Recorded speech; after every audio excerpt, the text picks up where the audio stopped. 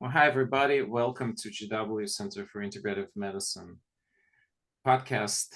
I'm Dr. Kogan, your co-host, and I have such a special pleasure today to introduce to you Sally Novak, LCSW, and licensed acupuncturist. And Sally has recently joined our practice. And not only is she clinical social worker and doctor of Oriental medicine, whose clinical orientation stems from an integrative and strength-based approach, but she also have done tremendous amount of work in the fields of trauma, cognitive decline, addiction, and of course, working closely with family and all kinds of issues related to the mental health. So we blessed Sally's extensive clinical experience fits perfectly well into our team, and really the deep understanding of how closely connected the physical, emotional, and spiritual experiences of pain can be, and really going to augment lots of things that we've already been doing at the clinic. So, Sally, welcome so much to the podcast. I'm so glad you joined us. Let me ask you first question: why did you decide to join us? It's actually my dream job, Misha. I love to learn, and I certainly have studied a whole lot of different things from Oriental medicine to yoga to um, different modalities in the psychotherapy realm. And I am so excited every time I sit in one of our staff meetings and get to look at. I mean, a lot of it is very new to me. I've never looked at functional testing before, but to sort of see how all these things um, go together. How someone's physical health impacts their mental and emotional well-being and vice versa. And it's an amazing team, and I'm very grateful to be a part of it. Yeah, you're so right. It is really a team, and so I think when you contacted me first, I was like, okay, well, that's perfect. That just fits right in. I mean, I think we've really been expanding the mental health uh, treatments processes at our clinic for a couple of last years. I mean, of course, we have hired Misty, who's a psychiatrist, and then Robert joined, who is sort of almost like a mental health for teenagers and kids, and now you. And I we thought that particularly the point of trauma and also the cognitive impairment are the sort of the key issues that you've been having profound experiences in. So maybe let's start with the trauma a little bit. Tell our listeners a little bit about your training and sort of how do you address the trauma, how you work with it. So I think most of us who I can't say everyone, but most of us who come to this profession, I think, do so because of our own healing journeys. Um, certainly, I I think it actually benefits my work that I've had a healing journey of my own. I feel like I was always called to trauma work, but I also married into the military, so I got more than my fair share of opportunity to treat trauma. What was interesting to me, what I didn't expect, was that working with active duty service members who had seen combat, that so many of them would actually come to me with childhood trauma that sort of opened the door for what followed.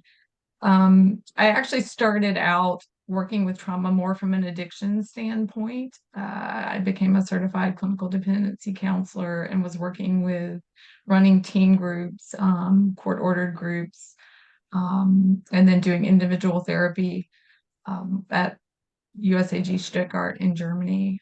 And then through that work, began to see how childhood trauma, attachment trauma, combat trauma, um, and addictions just were all intertwined. And so when I moved to Maryland, and this was about a decade ago, I started training with Lisa Ferrance. She runs the Ferrance Institute in Pikesville. Amazing training where I got introduced to some somatic therapies, a lot of tapping, IFS, which I had studied before, but internal family systems, parts work is what it's most commonly referred to as. And just, I couldn't get enough. So I did EMDR certification, and it's been my favorite. I think EMDR is probably my favorite, because I think there's a lot of therapists believe that you have to have the patient relive or bring up details of the trauma. And I found that not to be true. I don't need to know their process. I just need to know their processing. Mhm. Um, but I do take and I don't know, this was kind of a bad word in the Department of Defense lingo, but I take an eclectic approach. I feel like all the things I've learned are really just provide me the best opportunity to create a dance space with the patient that's showing up in my treatment room where they can feel comfortable and confident partnering with me to do the dance, the work that needs to be done. I think it's served me well, whether the person that I'm treating is dealing with combat trauma or, they've shown up after a miscarriage. Um, I think it's been invaluable. And so you got Mm. this all of this mental training first, right? And Mm. then why did you decide to go into the Chinese medicine? I mean, you did the full, it's not like you just went into the weekend No, acupuncture course. yeah, I did it all. You have a whole Uh, doctorate in the Chinese yeah, medicine. That's a totally separate degree on its own. yeah, and I'm actually a yoga instructor too, just to blow your mind. But You're just too young looking. I'm not as young as I look, thank goodness. I got my mom's skin, so thanks, mom. Shout out to Bobby. But part of my healing journey. So I'm gonna self-disclose a little bit here. I hope that's okay. But I think so. I lost two siblings and a grandfather at a very young age. Mhm. I think I was depressed. I think children don't understand things in the same way. I did certainly wouldn't have told you I was depressed. I don't think I knew. Um, my parents sought counselors. I saw a child psychologist, and it was really my grandfather who was my introduction to healing. And it Mhm. was through his connection with me and his intuitive ability. And I don't think everyone experienced him this way, but I did. His intuitive ability to see what I need and to speak to that, and his something I believe in very much as a healer is being honest and communicating. I think that serves me well, particularly in working with people with cognitive decline in their families. But Mhm. uh, his ability to do that, and part of my journey to healing, which started with him, included an acupuncturist um, in Santa Fe, New Mexico, where I was living at the time. And Mary Jo McElhine, I don't know if she's still on this planet with us, but she was amazing. And as a child who had come through trauma and just kind of had to operate without being in touch with my feelings, it was on her treatment table with needles in that I first recognized an emotion in my body and was able to name it. And that was huge. And then as I did my trauma work through my 20s and 30s and recognized how trauma was held in the body, and sometimes people couldn't vocalize it, and the amazing um, gift of being able to connect that for people. When we moved to Maryland, I was working for the DoD, which is not the most, I'm sorry, I do love the Department of Defense. I love our military servicemen and women. And it was very much like, you're going to treat this service member with complex trauma in 8 sessions. That's what you get. Good luck. Mhm. And I was burned out. And I said, you know what? I'm right here where Maryland University of Integrative Health is, and I'm going to Mhm. do this. I'm going to give myself another way to create that dance space. And that's what I did. I see this so much that in our healing profession we come to a point where something guides us, and it's an internal conflict, an internal pain, an internal trauma that tells us we have to go that way. And actually in our own clinic, I mean, if you look at all the practitioners, Angela, who actually in a way has a very similar journey to you in certain aspects of it, like she also ended up combining acupuncture with the trauma resolution technique. She got sick and it led her to acupuncture. I mean, so like it's fascinating how we find ways to help others after we first experience our own recovery and our own challenges. And so I kind of always tell to the students that that's what makes capacity to be a better healer dramatically better, because you understand someone's struggle from inside. You're not just coming to it as a, oh, here, take this drug and, you know, good luck. You're coming to it understanding what they're going through. Well, it doesn't really matter who does what in that sense, right? Whether you're doing a traditional medicine, we were just doing a podcast with Christine Teal and her colleague about breast cancer, and both of them had a breast cancer. Both of them had mastectomies, and they were open about it. And that's why they wrote the book. So thank you for sharing. It's not easy to open like this, being vulnerable. Thank you.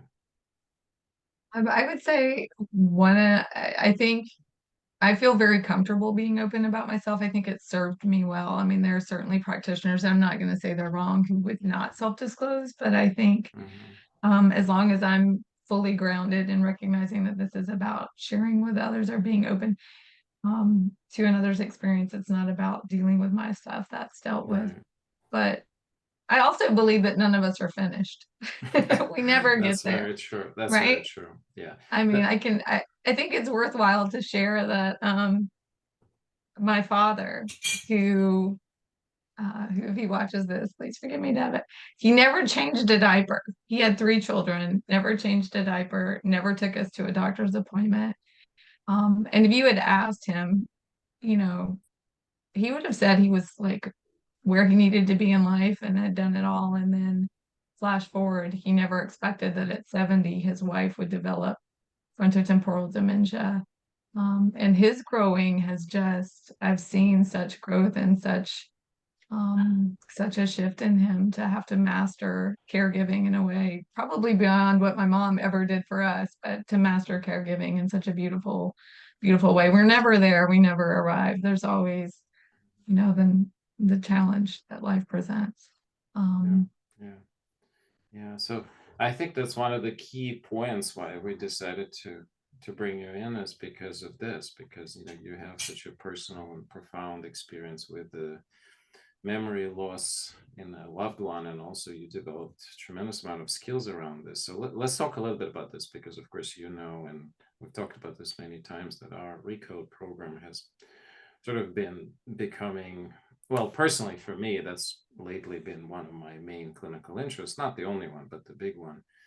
And several of us at the clinic have kind of rallied around this, and we've seen it more than 60 patients at this point. And what fascinates me the most is, so from that medical aspect, we sort of figured out what to do. Like, we to some degree can begin to even have predictability models. We can tell to someone, okay, if you're coming to us with this package that led you to Alzheimer's disease, here's your rough chance of recovering. And, you know, it's early, of course, there's a lot of, the numbers are small, but it's steady, and we're definitely seeing a pretty, I mean, I can't even compare it to the standard of care of medications where you have no chance, and here your chances are over 50%. But what's fascinating, and we reported this in our first case, the first case of recovery that we published, was a gentleman with pretty advanced age. He came to us in his late 80s, and we sort of started treating him in the early 90s with this protocol, and he recovered. And what's fascinating, he couldn't find himself back. Like, his mental health was in a total displacement, I would say. He got depressed, but not necessarily because he was depressed his whole life. He got depressed because that drive, that meaning was gone, and he couldn't reestablish it. And so going back and thinking about this case, and I actually can share all this because the case is published, and all of this is written inside the case, and we have a permission from the family. He passed away some years ago at 95. Not bad, right? Not bad. And so, you know, but the point is that when he sort of started, his cognitive function got a lot better. He not only got depressed, but it was very clear he was lost. He was lost because previously this was CIA agent, and at the end of his career, he was guiding hundreds of agents, and he had a full life, and he was not just somebody. I mean, at his funeral, we had senators, and like Yeah. he was a tremendous figure, but he lost his marbles, so you will, and then he got them back, but the life around him was not the same anymore.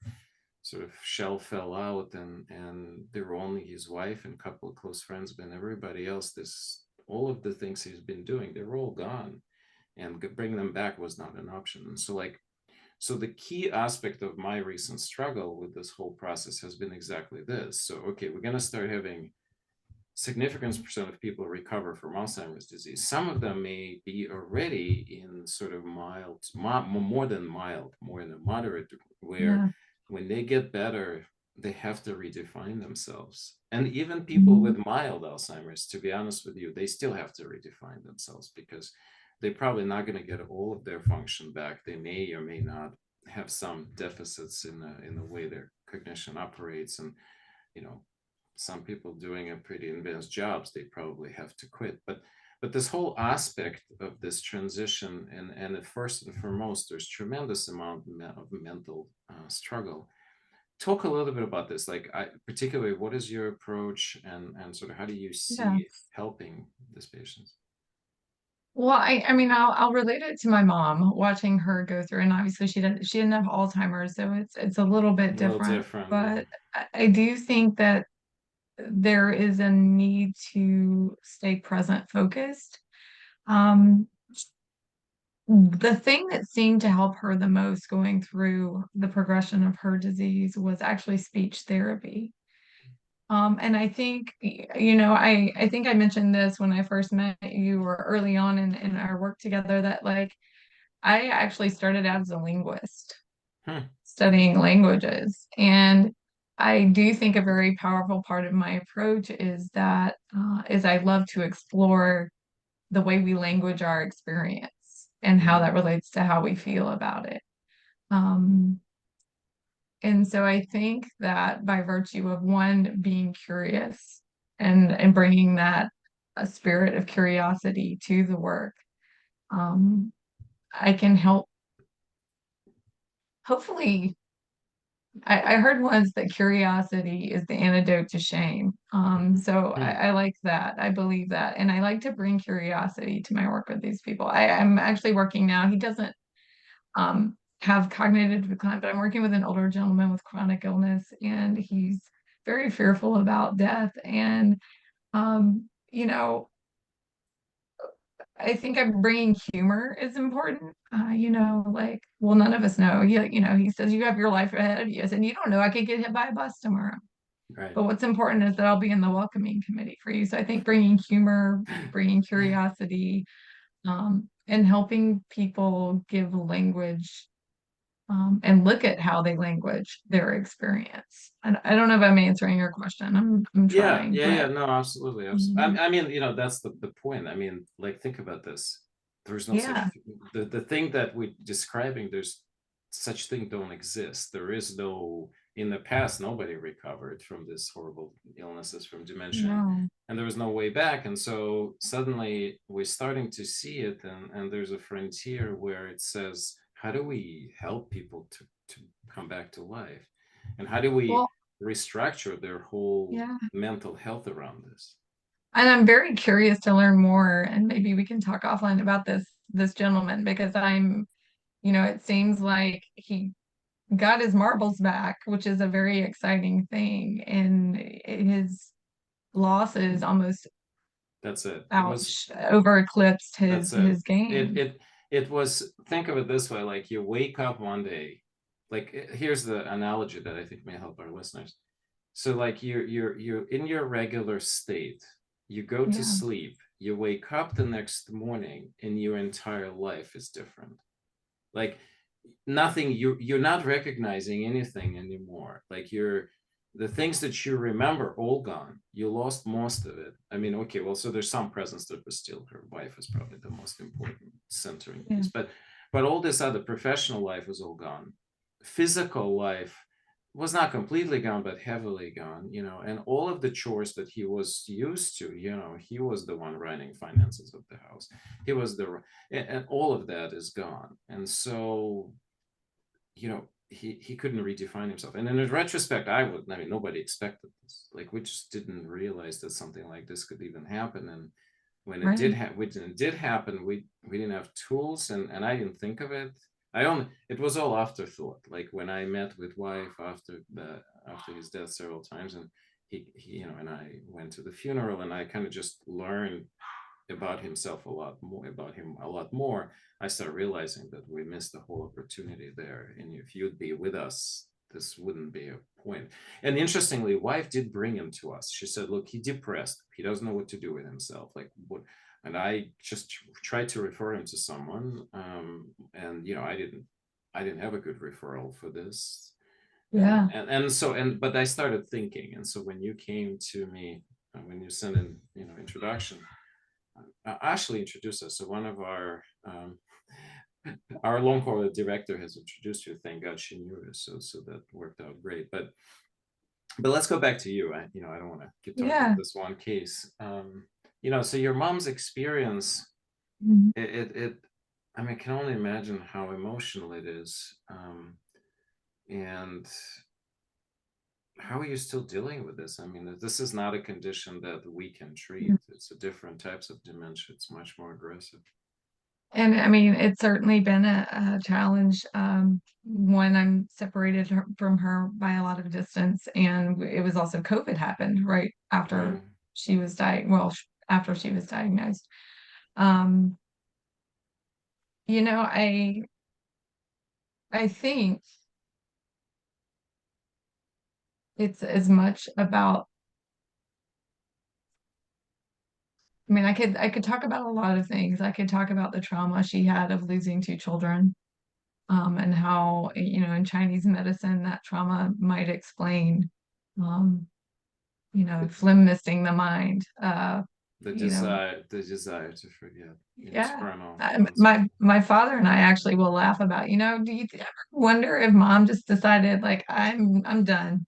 I've done enough. Um, and the sad part is, I'll never know. I mean, I may know someday, um, but not in this lifetime. I believe in this. I believe that some people, in a way, I mean, of course there are biological factors that drive everything Yeah. too, but there's this other component. We don't know Mhm. everything, and there's a much deeper spiritual meaning component to this illness. I completely agree with you. I believe it. I believe that some people just check out. They had enough, and they Yeah. can't cope with living in that way. But other ways of checking out are not legit, so to speak, right? You can't like take your life. And No. And I mean that definitely would not have crossed her mind. And I think she coped um by doing, and she worked herself to the bone, and eventually I think it just got, I suspect some part of her decided I've done enough. I'm gonna let someone else take care of me now. And mhm. I personally feel, she's come to me in dreams. I don't want to sound completely kooky, but I've had some pretty profound dreams at key moments. I had a dream right before she quit talking altogether that we were riding in the car and she turned the radio off and she said sound wasn't her friend anymore. And then like that week she quit talking. So I don't know. But I do think that the sense I get is that the a part of her has moved on, and I grieve that part. Mm-hmm. I think this part of her journey has actually served my father and I well. We've Mm-hmm. had to do a lot of growing and learning how to communicate with each other in ways that we haven't before. And I think that's the beauty of the work I do is bringing that awareness and hopefully bringing that invitation to people to communicate. Um, you know, That's a people going, that's go a ahead. particular angle that I really love about your work, is that you can work not just with the patient, but you're going to work with the whole family dynamic. That's what you're trained to do. I think in this particular, in treating these conditions, that's necessary. That's necessary. I It's agree. absolutely necessary. And it's interesting because, I mean, you think about that generation. I mean, most of the people that we're dealing with are from a generation that didn't communicate. I mean, it'll be a totally different ball game when the newest generation goes through these kind of things. Hopefully, they never will. We'll have fixed things then maybe. But this is a generation that didn't really talk about feelings. That there were a lot more hangups around talking about um, death. So it can be a challenge. Yeah, yeah. Yeah, I think the caregivers are so critical. I mean, if we don't actually allow anybody in our recode program if they don't have a caregiver, because it doesn't work. I mean, unless patient doesn't have a significant cognitive impairment yet, or none at all, because there's a lot of people who join us, they don't want, they perfectly fine cognitively, or just very, very big early beginning, but they have some risk factors like FOE4, some others, and they just want to stay ahead of the game, which is what we actually think would work the best. Prevention is always easier than Yeah, treatment in that sense. But outside of those folks, everybody else have to have a caregiver, because we feel like the program is not going to be successful if you don't have somebody to drive implementation. What do you think of sort of how we gonna create the system for caregivers? Because this was a part of our initial intention. We were just waiting yeah. for you to come, because that's a different set of skills than what Brianna, myself, or Marianne Ledinak, who's also part of this program, does.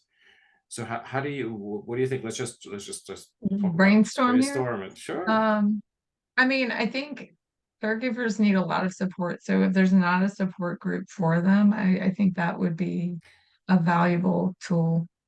The Um, Apollo has support group, which I find quite helpful for certain people, but it's a bit impersonal because it's a very large group, and yeah, you can't really form particular body system in there. It's also not necessarily our clinic, it's everybody. And so it's more of like a listen into the updates, and do some practices and things like this. But I think the key aspect is really what we've been seeing with other groups, which is this kind of, the core cohesiveness of a small group that creates this kind of an element of I'm not alone, and hear the person going through the same thing, and I can closely talk to them. I think that's the value.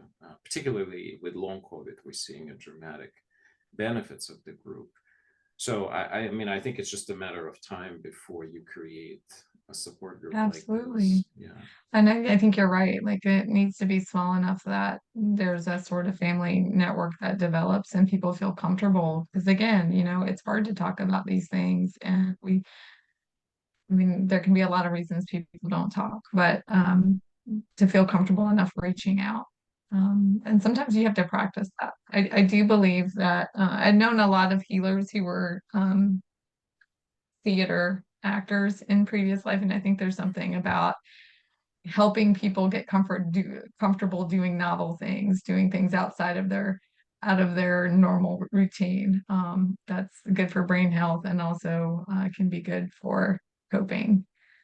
So getting people comfortable reaching out in ways they haven't before.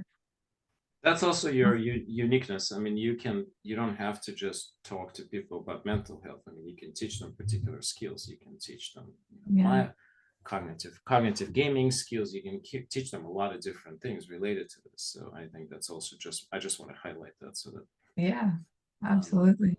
yeah. So we tried to keep this to about 30 minutes. So just nobody wants to watch long videos. So let's but before we wrap up, anything particularly, things you want to share that we didn't talk about, any pearls of wisdom, anything before we close? No, I think I shared. I mean, my big ones are curiosity being the antidote to shame. I think curiosity is my superpower. I think it serves me well. Um, yeah, I'm just really grateful for the opportunity to be a part of your team, and I think we're doing wonderful things. Well, thank you. This is Sally Novak. Thank you so much for joining our team. Stay tuned. We're definitely going to discuss, once we start, a bit more of a cohesive support system for our patients with memory loss. we'll do another video for sure once we sort of clear what we're going to do. Probably not until fall. Summer is going to be slow. But welcome to the team. Wonderful to have you. We'll put all the links to your bio in the description. We'll put the links to the Recode in description, and we'll stay in touch. Stay safe, friends. We'll see you soon. Bye.